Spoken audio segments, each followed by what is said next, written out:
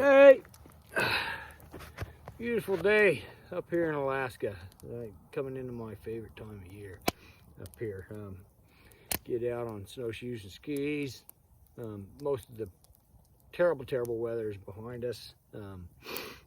Best thing about this time of year is no bugs and no bears. So it's I'll be heading out into the bush here pretty darn soon.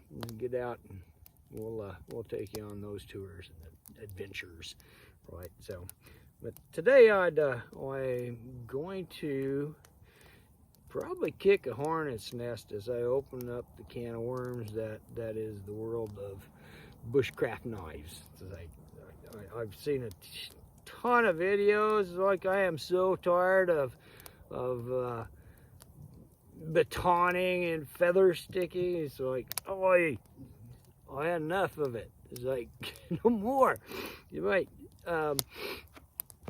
So the quest for the perfect bushcraft knife, I hate to tell you, it doesn't exist. Sorry.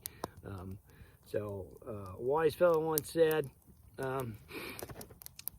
you don't have at least 3 knives on your person, you ain't no cowboy. And I'm a firm believer on that one, right? So my everyday carry, I have at least 3 blades, at least. You know, when I head out in the bush, I'm more likely have 5, right? So I'm gonna go over a couple of those where I'm not gonna do any batoning or feather sticking or anything like that, right? Although I gotta say though, those are good things to be able to do, and you need to be able to do those. Hi, Mimi. But that's not all. I mean, I'm not. What are you doing, Mimi? Mimi just went into the sweat lodge. So, hang on a second. Right, get the smoke cleared out. So, I'm gonna go over my everyday, what I carry every single day, and then what I carry out into the bush, right? So my all-time favorite, I think, camp knife, probably the best camp knife I've ever had. I've been carrying this thing for almost a year now, every single day, every day. It's it's like bugger so bloody sharp. Well, I got poked a hole right through the tip of the sheath, so I had to put something on there so I wasn't tearing up other people's furniture and things like that. So this is a Sammy knife. It's I think it's called a Leiku. The pronunciation may be not correct, but this knife, Sammy people have carried a knife like this for centuries. And this is made by Stromang in Norway, and they have been making these knives for the Sami people for 2 centuries at least, I believe. And I could be totally wrong on that one, but this is a 8-inch blade, and I know the bushcraft community is all into 4 or 5-inch knives. It's like, when I'm heading out in the bush now, and I have smaller knives, and I'll get into those fellas, but I want something that's got some beef into it, right? So the same people have been doing this, carrying this knife for centuries. There's gotta be a good reason for it. So I mean, I can choke up on this thing and work some pretty fine stuff with this thing too. So yes, it's a Scandi grind. I'm gonna go over grinds here in a minute, right? So and I'm definitely a fan of high carbon. Always high carbon. So you can see, right, in every knife that I have, see that little notch right there? I cut a notch in the back, the spine of all my knives, right? And the reason I want to do that is so I can reach in that fire and pull out that.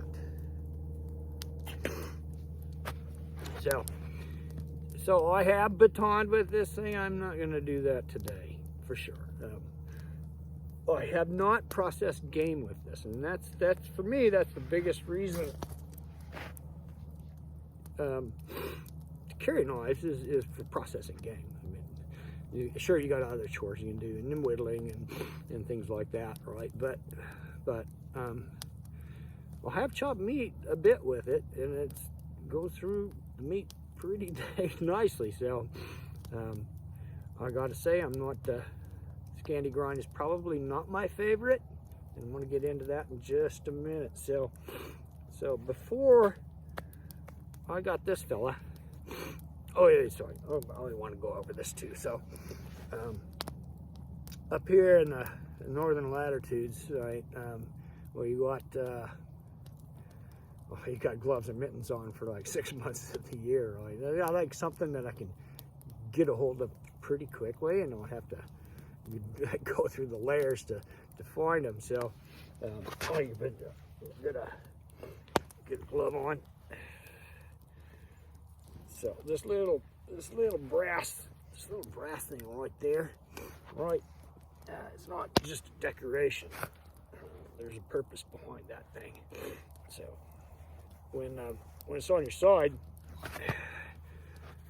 this lube just kind of straps around it, helps keep it in. And this is like it. I don't even know what's even there. So, but to open it up, to get that knife out, you need to pull that brass thing down, pull it out. That is comfortable with a glove on, totally comfortable. So I'm oh yeah, I always modify things in my own liking, right? It's a birch handle, and I rasp her down a bit to fit the hand better, and then of course I always wrap it with that cordage, like just gives it a better grip. But before I got this fella, right, I carried this fella, right? Now, I rescued this knife from the bottom of a skiff down in Homer, Alaska, like 7 hours south of me, and I cleaned her all up, and I carried it for you. I've carried it for years, and I have processed game with this, and it is awesome.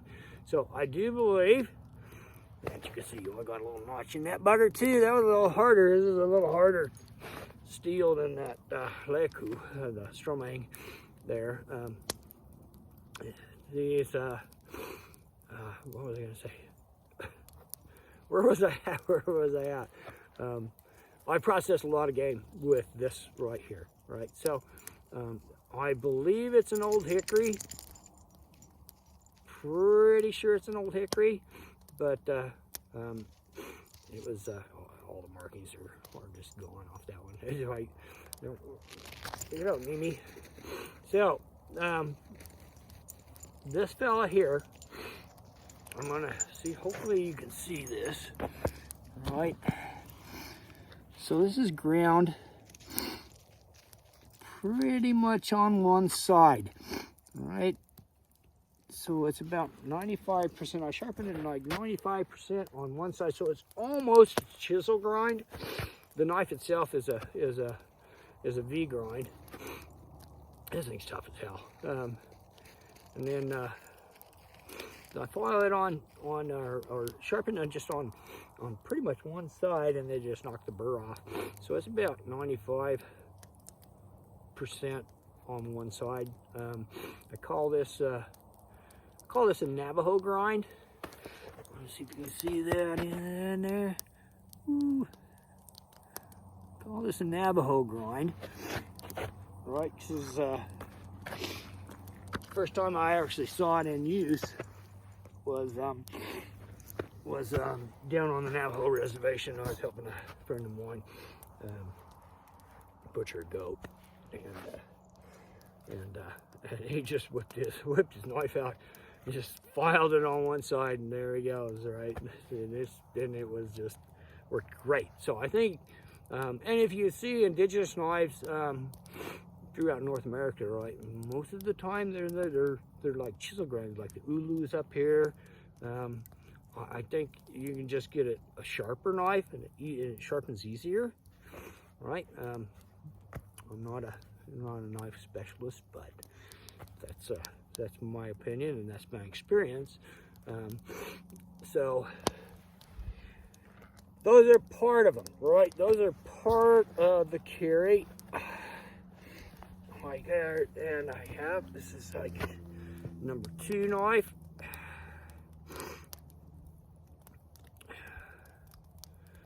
And that is an Opie nail, right?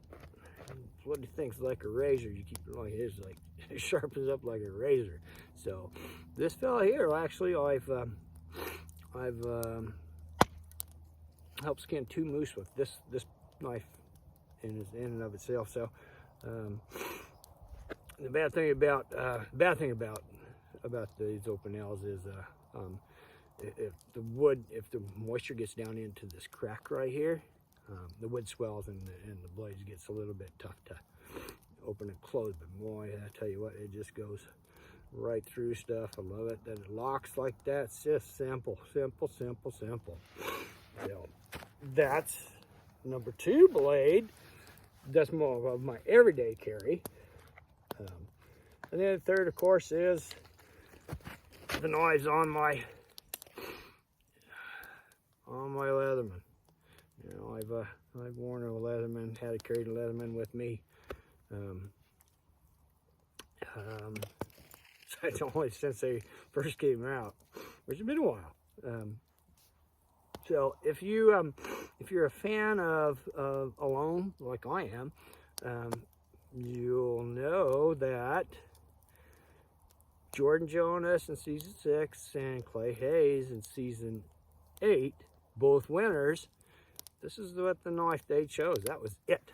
And I got to hand them to. It's like Jordan Jonas breaking down a moose with the Leatherman is a job well done, right? So he had a Siberian axe too, and I don't know if he used it, but I dang sure would have if this was my only knife. So yeah, sometimes the best bushcraft knife you got is the one you got, right?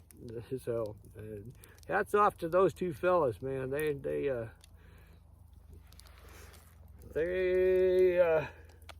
a little bolder than I am, just taking a Leatherman out there. Anyway, that's like 4 blades, right? So when I'm out in the bush, I usually have 5 or 6. So this one's my, everyday carry, but this one goes out with me as well, always out. And if I'm out in the bush, right? So it's just so good at processing game, and the primary, and that's primarily the reason why I carry a knife anyway, is process fishing game. So let's get that out. Then my next one, right? So this one goes out there too. It's a little bitty case, right? So I can get some fine stuff done with this guy here. Right, it's like, I don't know, I've had this knife here for 30 years, something like that. So yeah, especially good for processing fish and gutting fish, right? So I'll do some more videos later, and